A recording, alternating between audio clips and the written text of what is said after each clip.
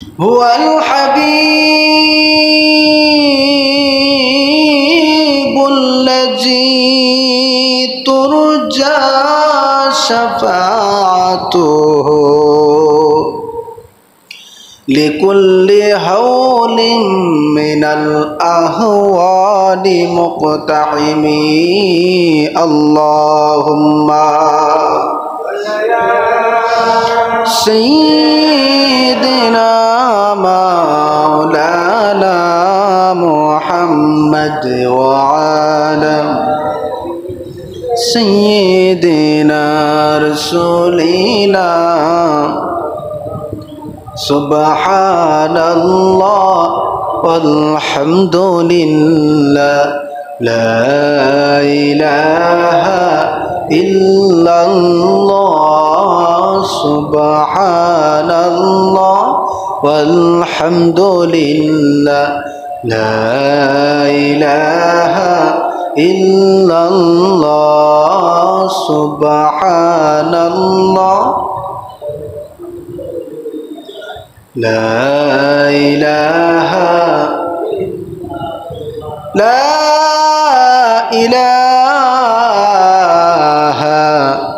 إلا الله محمد رسول الله صلى الله عليه وسلم.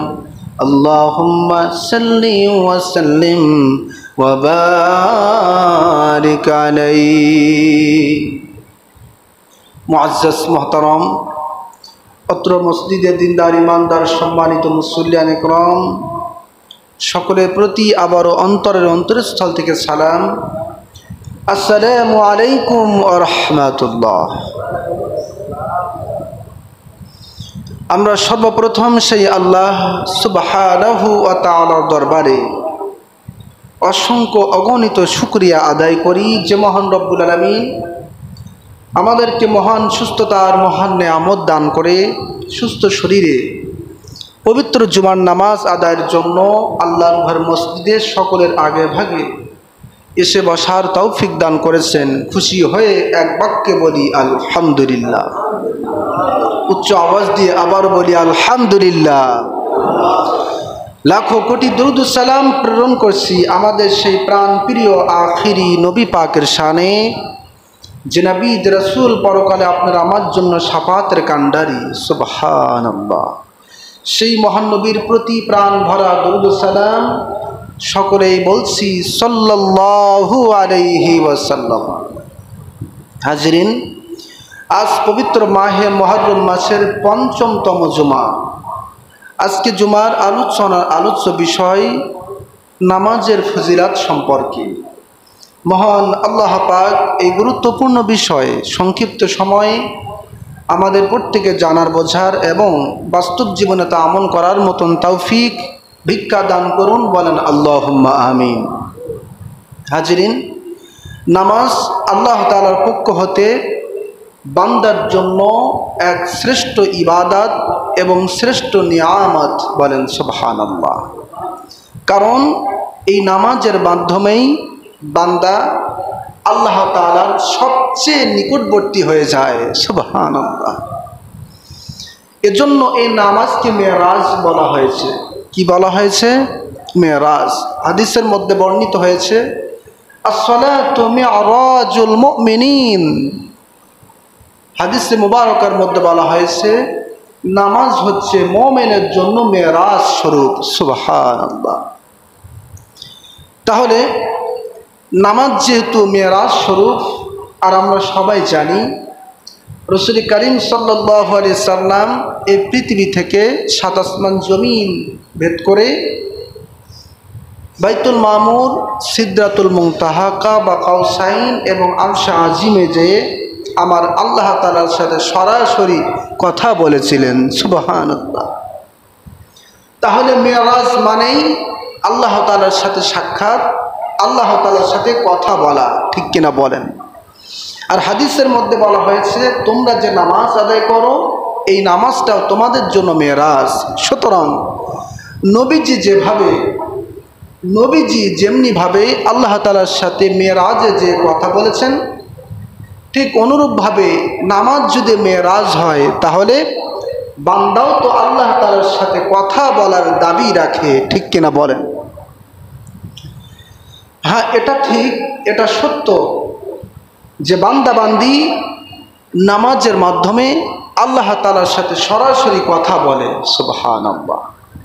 তবে এই কথাটি গোপনে না প্রকাশ্যে, সেটা জানতে হলে বুঝতে হবে নবী পাকের বুখারী শরীফের হাদিস। বলেন সুবহানাল্লাহ। নবীজি সাল্লাল্লাহু আলাইহি ওয়াসাল্লাম বলেছেন, ইন্না আহাদাকুম ইযা কামা ফিস সালাহ ফাইন্নামা ইউনাজি রাব্বাহু। বলেন সুবহানাল্লাহ। নবীজি বলছেন, যখন তোমাদের কেউ নামাজে দাঁড়ায়, যখন নামাজ আদায় করার জন্য দাঁড়িয়ে যায়, তখন ওই ব্যক্তিটি আল্লাহ তাআলার সাথে গোপনে গোপনে কথা বলতে থাকে। সুবহানাল্লাহ। একটু জোরে বলেন সুবহানাল্লাহ। তাহলে নবীজির এই হাদিস অনুযায়ী স্পষ্ট বোঝা যায় যে নামাজের মাধ্যমে বান্দা আল্লাহর সাথে কথা বলে। কার সাথে? জোরে বলেন। আপনার আমার সাথে কথা বলতে হলে হয়তো সামনাসামনি সাক্ষাৎ করতে হবে, যদি দূরে থাকি ফোনে কথা বলতে হবে, ঠিক কিনা বলেন? কিন্তু আল্লাহর সাথে কথা বলতে গেলে, ফোন দিলে কি পাওয়া যাবে? যাবে না। বরং নামাজের মাধ্যমে আল্লাহ তাআলার সাথে কথা বলতে হয়। সুবহানাল্লাহ। এজন্য নবীজি বলেছেন, ওয়া ইন্না রাব্বাহু বাইনাহু ওয়া বাইনাল কিবলা। যখন একজন বান্দা, একজন বান্দি নামাজে দাঁড়িয়ে আল্লাহর সাথে গোপনে কথা বলতে থাকে, তখন আল্লাহ এবং বান্দার মাঝে শুধুমাত্র সামনের কিবলাটাই পার্থক্য থেকে যায়। সুবহানাল্লাহ। কিবলা হচ্ছে আমাদের মাঝে আড়াল, তা না হলে আল্লাহ এবং বান্দা একেবারে কাছাকাছি অবস্থান করে। সুবহানাল্লাহ। তাহলে আমরা এই হাদিস থেকে সুস্পষ্ট বুঝতে পারলাম, আল্লাহ তাআলা আমাদের দূরে না কাছে। কথা বলেন। আল্লাহ পাক আমাদের দূরে না কাছে? অনেক কাছে। কেমন কাছে? এই একই প্রশ্ন করেছিলেন কয়েকজন ব্যক্তি রাসূল কারীম সাল্লাল্লাহু আলাইহি সাল্লামের কাছে। তাফসীর ইবনে কাসিরের মধ্যে এসেছে, কতিপয় ব্যক্তি আল্লাহর হাবিবের কাছে এসে বলছেন, ইয়া রাসূলুল্লাহ, ইয়া হাবিবাল্লাহ, আমাদের প্রভু, আমাদের মালিক, আমাদের আল্লাহ আমাদের নিকটে না আমাদের দূরে? তিনি আমাদের কাছে অবস্থান করছেন না দূরে অবস্থান করছেন? নবীজি যদি একটু বলতেন, তাহলে আমাদের প্রভু মালিক যদি কাছে অবস্থান করে, তাহলে আমরা তাকে গোপনে গোপনে ডাকতাম, আর যদি দূরে অবস্থান করে, তাহলে আল্লাহ রাব্বুল আলামিনের আমরা উচ্চ স্বরে আওয়াজ দিয়ে দিয়ে ডাকতাম। সুবহানাল্লাহ। নবীজি এই কথা শুনলেন আর চুপ করে থাকলেন, কারণ নবীজি সাল্লাল্লাহু আলাইহি সাল্লাম কখনো কোনো দিন কোনো কথা নিজের মতো বলেন নাই, ঠিক কিনা বলেন? যা বলেছেন সব কিছু কার কথা? জোরে বলেন। আল্লাহ পাকের কথা। নবীজি চুপ থাকলেন, সঙ্গে সঙ্গে আল্লাহ রাব্বুল আলামিন হযরত জিবরিল আমিনের মাধ্যমে কোরআনের একখানা আয়াত নাজিল করে নবীজির কাছে পাঠিয়ে দিলেন। সুবহানাল্লাহ। সেই আয়াতটা কি? আল্লাহ পাক বলছেন, وَإِذَا سَأَلَكَ عِبَادِي أَنِّي فَإِنِّي قَرِيبٌ أُجِيبُ دَعْوَةَ الدَّاعِ إِذَا دَعَانِ فَلْيَسْتَجِيبُوا لِي وَلْيُؤْمِنُوا بِي لَعَلَّهُمْ يَرْشُدُونَ। আল্লাহ তাআলা বলেন, ওয়াইজা সালাকা ইবাদি, হাবিব, আমার বান্দারা আপনার কাছে আমি আল্লাহর অবস্থান সম্পর্কে জিজ্ঞাসা করছে।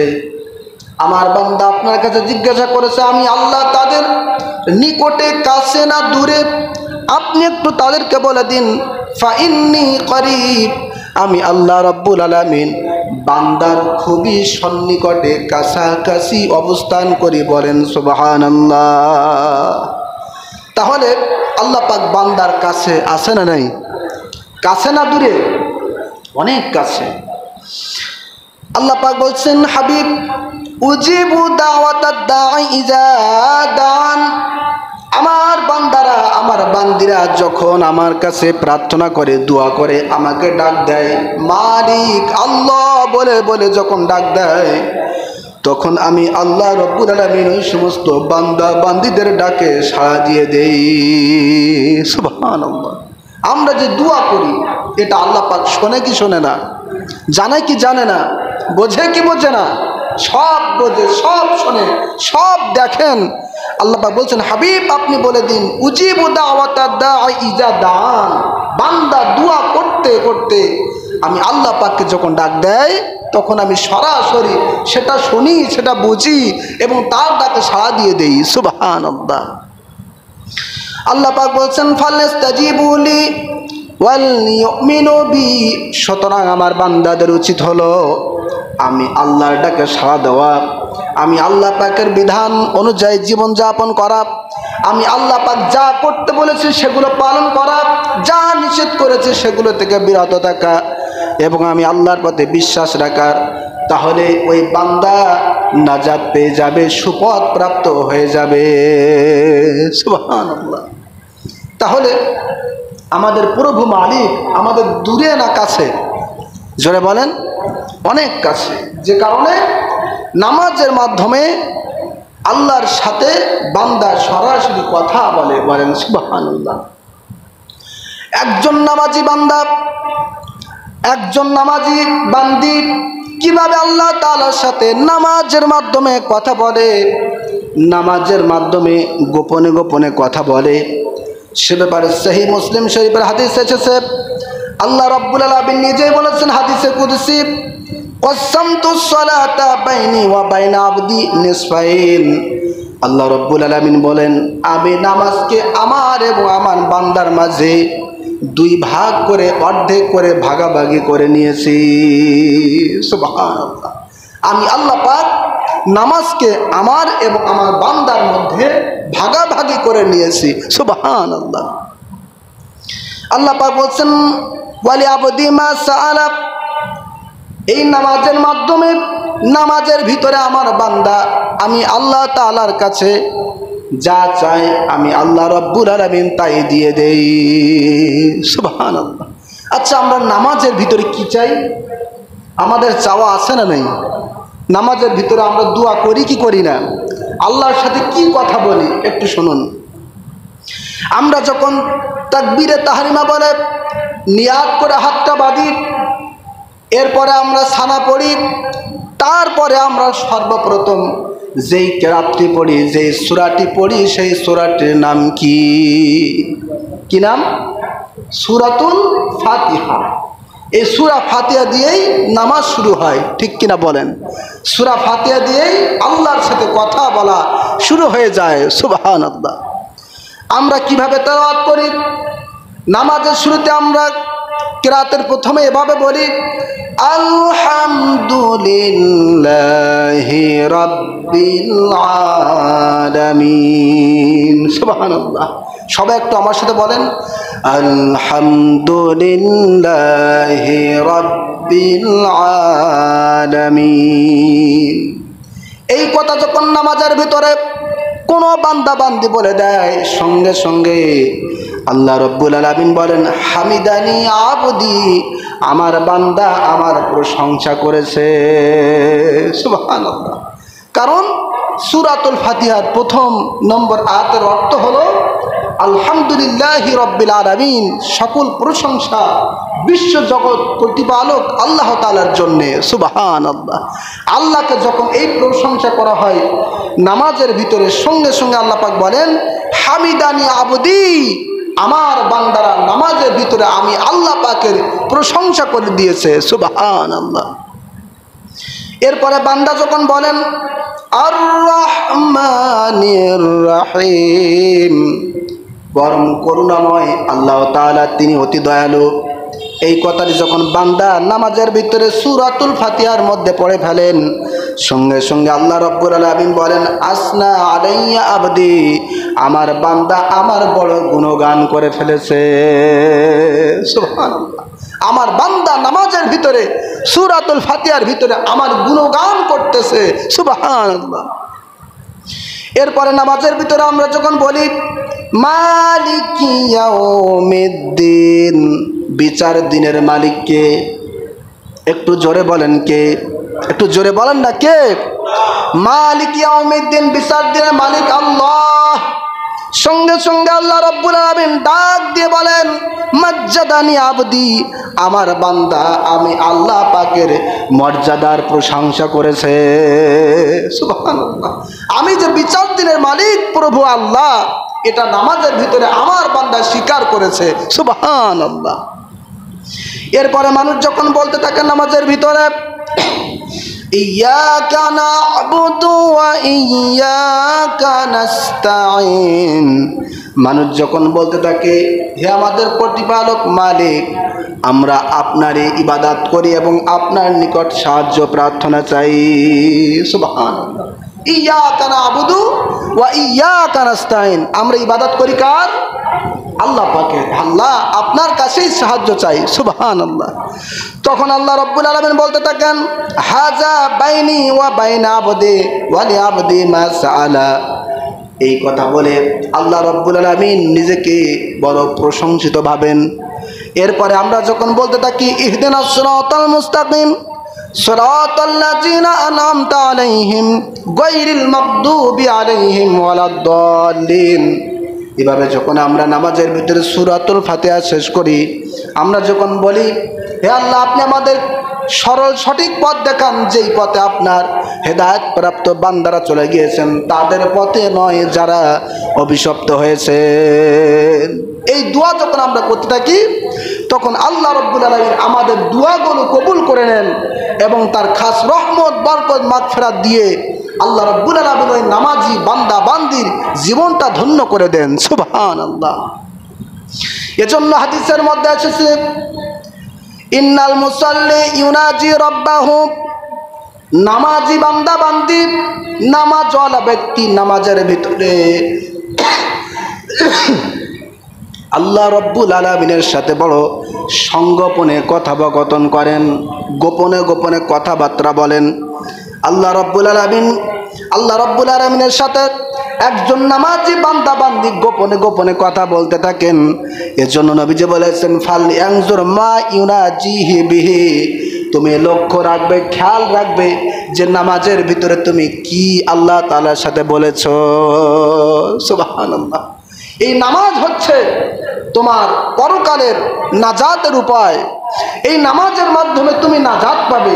এই নামাজের মাধ্যমে তুমি তোমার আল্লাহর সাথে কথা বলছো। সুতরাং তুমি যখন নামাজ পড়বে তখন তুমি লক্ষ্য রাখবে যে তুমি কি কথা বলতেছো। সুবহানাল্লাহ। এর জন্য নামাজ আদায়ের সময় কোরআনের যে আয়াতগুলো অর্থ জানা আছে, যে ছোট্ট ছোট্ট সূরার অর্থগুলো জানা আছে, এই ছোট্ট ছোট্ট আয়াত সূরা দিয়েই আমরা নামাজ আদায় করার চেষ্টা করব। কারণ আমি যদি জানি যে এই আয়াতের এই সূরার অর্থ এইটা, তাহলে পড়তে মজা লাগবে, নিজের কাছেও ভালো লাগবে এবং মন সাক্ষ্য দিবে যে আমি আল্লাহ তাআলার সাথে এখন এই কথাই বলতেছি। সুবহানাল্লাহ। এর জন্য কোরআনের ছোট্ট ছোট্ট আয়াত, ছোট্ট ছোট্ট সূরা যেগুলো রয়েছে, এগুলো মুখস্থ এবং তার সাথে সাথে অর্থ জানারও দরকার আছে না নেই? জোরে বলেন আছে না নেই? সম্মানিত হাজিরিন, নামাজের ফজিলত এত বেশি, বান্দা বান্দি যখন নামাজের ভিতরে সূরাতুল ফাতিহা শেষ করে দেয়, ওয়ালাদ-দাল্লিন এই শব্দ ব্যবহার করে যখন সূরাতুল ফাতিহা শেষ করে দেয়, ইমাম এবং মুক্তাদি, ইমাম এবং মুসল্লি আরেকটি ছোট্ট দোয়া করে। সেই দোয়াটি কি বলেন? কি বলে? আমিন। কি বলে?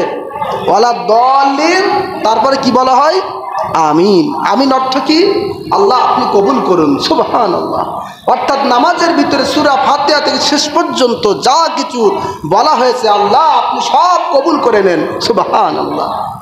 নবীজি বলেছেন শুধু ইমাম এবং শুধু মুসল্লি আমিন বলে না, বরং সূরা ফাতিহা শেষ হওয়ার সঙ্গে সঙ্গে ইমাম যেইভাবে আমিন বলে, মুসল্লি যেইভাবে আমিন বলে, ওই একইভাবেই আল্লাহর ফেরেশতারাও আমিন বলে দেয়। সুবহানাল্লাহ। হাদিসে মুবারকার মধ্যে এসেছে, কোন ব্যক্তি যদি সূরা ফাতিহার শেষে ইমামের সাথে সাথে ইমাম যখন আমিন বলে, মুসল্লি যখন আমিন বলবে, আর ওই সাথে ফেরেশতাদের আমিন যখন একত্র হয়ে যায়, একসাথে মিশে যায়, তখন নবীজি বলেছেন, গফিরা লাহু মা তাকদ্দামা মিন যামবিহি, আল্লাহ রাব্বুল আলামিন তার বিগত জীবনের সমস্ত সগীরা গুনাহগুলো মুহূর্তের ভিতরে ক্ষমা করে দেয়। সুবহানাল্লাহ, বলেন আল্লাহু আকবার। এই আমিন বলার ফজিলত এত বেশি, ঠিক কিনা বলেন? তাহলে নামাজে সূরা ফাতিহা শেষ হয়ে যাবে, ইমাম আমিন বলবে, মুত্তাকি যারা আপনার মুক্তাদি মুসল্লি তারাও আমিন বলবে, আর ফেরেশতাদের আমিন যখন একসাথে মিলে যাবে, সঙ্গে সঙ্গে ওই ব্যক্তি, নামাজি ব্যক্তির জীবনের গুনাহগুলো মাফ করে দিবেন কে? জোরে বলেন। এভাবে করে আপনি যখন নামাজের প্রত্যেকটা দিক দেখবেন, শুধু ফজিলাত আর ফজিলাত, সওয়াব আর বরকত দিয়ে আল্লাহ পাক পুরা নামাজটাই ভরপুর করেছেন। সুবহানাল্লাহ। আল্লাহর হাবিবের একজন সাহাবী হযরতে রাফি রাদিয়াল্লাহু তাআলা আনহু, তিনি বলেন, আমরা রাসূলুল্লাহর পিছনে নামাজ আদায় করলাম, আল্লাহর হাবিব নামাজের মধ্যে সূরা ফাতিহা পড়লেন, এরপরে অন্য একটি আয়াত, অন্য একটি সূরা মিলালেন, এরপরে নবীজি রুকুতে চলে গেলেন।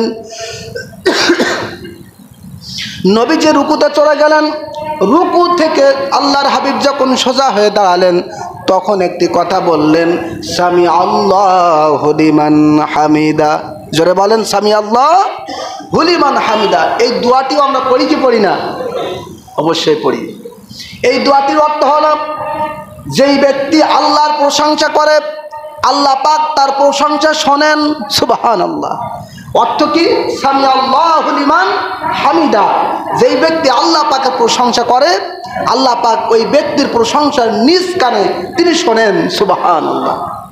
নবীজি আমার নামাজের ভিতরে রুকু করলেন, রুকু করে সোজা হয়ে দাঁড়ালেন, আর বললেন, সামি আল্লাহু লিমান হামিদা। যেই ব্যক্তি আল্লাহর প্রশংসা করে, ওই ব্যক্তির প্রশংসা আল্লাহ পাক নিজেই শোনেন। সঙ্গে সঙ্গে নামাজের ভিতরে একজন সাহাবী উচ্চ আওয়াজ দিয়ে জোরে জোরে বলে ফেললেন, রব্বানা লাকাল হামদ হামদান কাসীরান তাইয়িবান মুবারাকান ফীহি। সুবহানাল্লাহ। সবাই তো আরবি মানুষ, আরবের মানুষ, আরবি বোঝে। সুবহানাল্লাহ। আমরা যেমন নামাজের ভিতরে কি বলি, সাধারণ মুসল্লি জানে না, বোঝে না, কিন্তু আরবের মানুষের সামনে কোরআন তেলাওয়াত করলে, আল্লাহর কথাগুলো বললে, তারা সব আমাদের বাংলার মতোই বোঝে। সুবহানাল্লাহ। তো নবীজি যেহেতু বলেছেন, সামি আল্লাহু লিমান হামিদা, যে ব্যক্তি আল্লাহর প্রশংসা করবে, আল্লাহ পাক তার প্রশংসা শোনেন।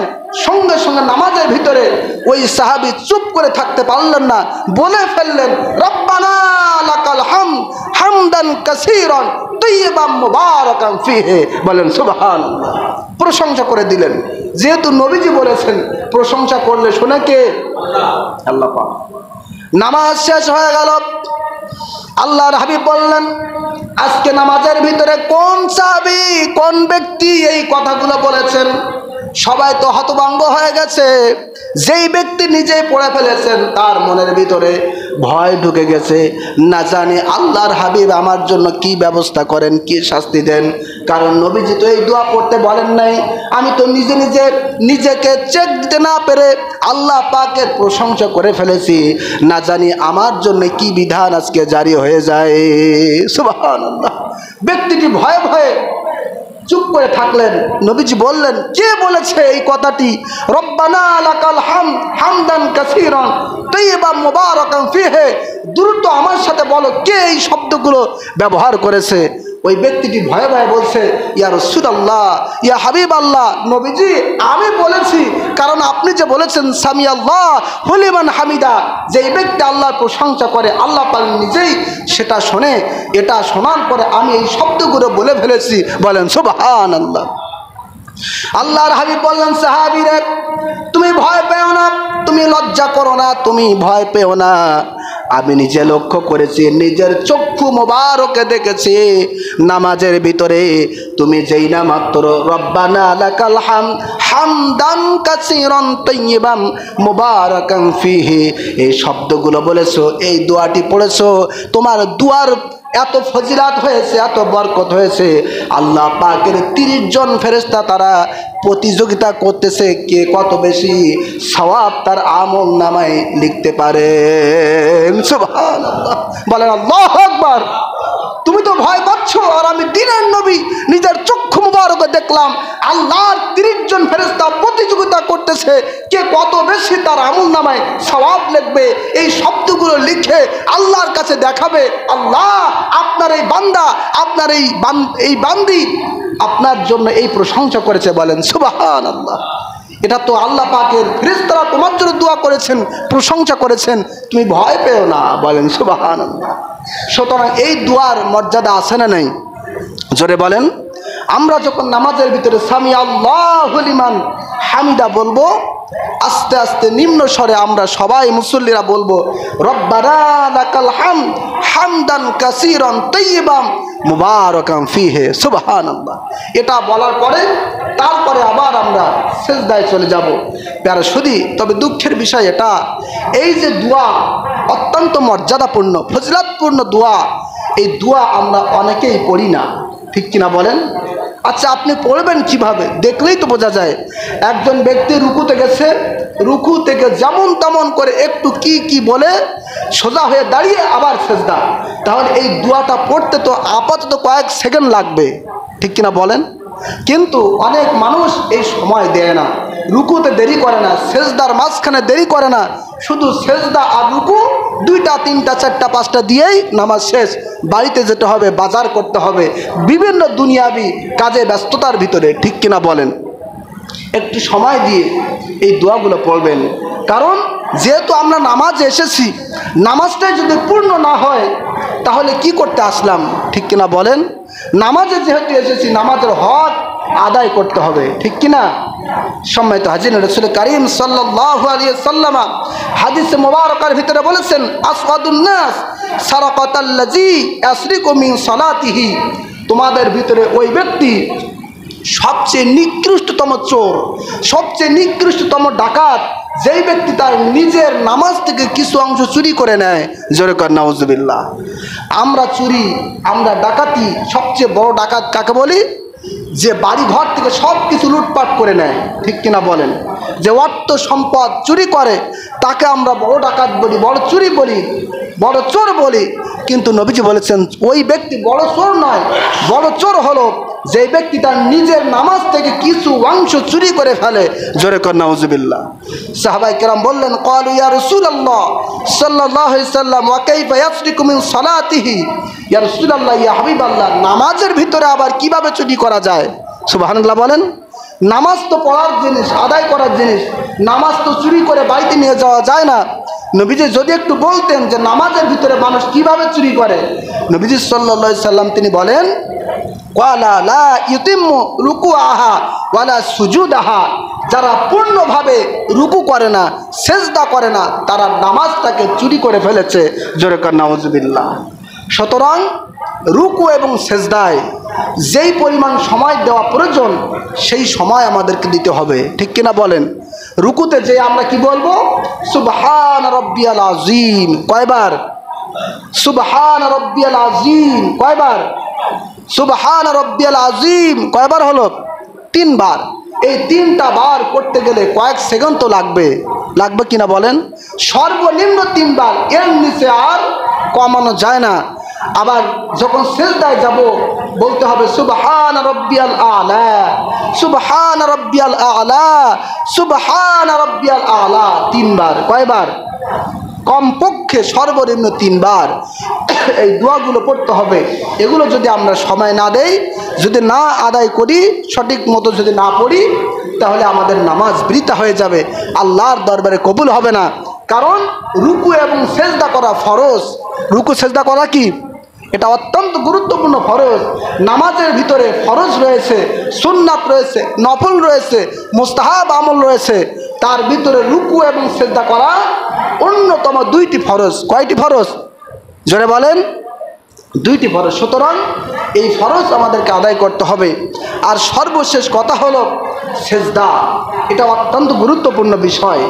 হাদিসে মোবারকের ভিতরে এসেছে, যখন কোনো বান্দা, যখন কোনো বান্দি, যখন কোনো নামাজিওয়ালা ব্যক্তি সেজদার মধ্যে পড়ে যায়, তখন শয়তান আফসোস করতে থাকে। শয়তান বলতে থাকে, আহারে আল্লাহ পাক এই বান্দাকে নামাজের হুকুম দিয়েছে, সেজদার হুকুম দিয়েছে, এজন্য এই ব্যক্তি সেজদা দিয়েছে, যে কারণে আল্লাহ রাব্বুল আলামিন ফাসাজাদা ফালাহুল জান্নাহ, সেজদার কারণে তাকে জান্নাত নসিব করবেন। সুবহানাল্লাহ। কে বলছে? শয়তান বলছে যে আল্লাহ পাক থেকে সেজদার হুকুম দিয়েছে, সে হুকুমটা মান্য করে পালন করে সেজদা দিয়েছে, এজন্য আল্লাহ পাক তাকে জান্নাত দিবেন। আর আমি তো ইবলিস শয়তান, আল্লাহ পাক আমাকেও একদিন সেজদার হুকুম দিয়েছিল, আমি সেটা অমান্য করেছিলাম, যে কারণে ফালিয়ার নার, যে কারণে আমি হয়ে গেলাম জাহান্নামী। এইভাবে শয়তান আফসোস করতে থাকে। বলেন সুবহানাল্লাহ। তাহলে মানুষ সেজদা দিলে জান্নাত পাবে, এটা স্বয়ং ইবলিস শয়তানও স্বীকার করে, ঠিক কিনা বলেন? সুতরাং সেজদার ভিতরে, রুকুর ভিতরে পূর্ণ কমপক্ষে 3 তাসবিহ পরিমাণ সময় আমাদের থাকতে হবে। পারবো তো ইনশাআল্লাহ? আল্লাহ রব্বুল আলামিন যেন আমাদের প্রত্যেককে এই নামাজের ভিতরে অত্যন্ত সুন্দরভাবে, খুশু এবং খুজুর সাথে, অত্যন্ত নরমভাবে, মনটা হালকা করে, দুনিয়ার সমস্ত ঝামেলা থেকে মুক্ত রেখে সুন্দরভাবে রুকু, সেজদা, নামাজের প্রত্যেকটি দোয়া যেন আমল করার তৌফিক দান করেন। বলেন আল্লাহুম্মা আমিন।